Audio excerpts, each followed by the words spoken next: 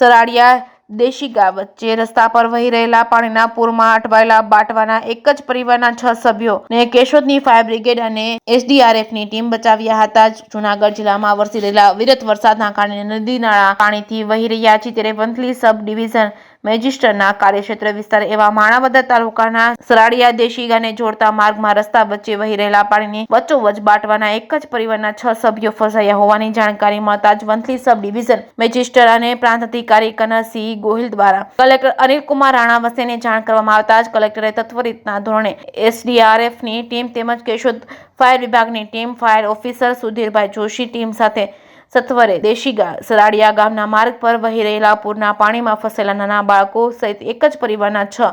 વ્યક્તિના રેસ્ક્યુ કરવાની સૂચના જારી કરતા જ આ ટીમો માણાવદર મામલતદાર કે.જે. મારુ અને મરમઠના સરપંચ સાથે તાકીદે ઘટનાસ્થળે પહોંચ્યા હતા અને પાણીમાં ફસાયેલા 6 વ્યક્તિને સલામત સ્થળે બહાર નીકાળવામાં મદદ કરી હતી, જેનાથી 6 વ્યક્તિઓનો જીવ બચી ગયો હતો. છે કેસ ન્યૂઝ ગુજરાતી સાથે રાજુ પંડ્યા, કેશોદ.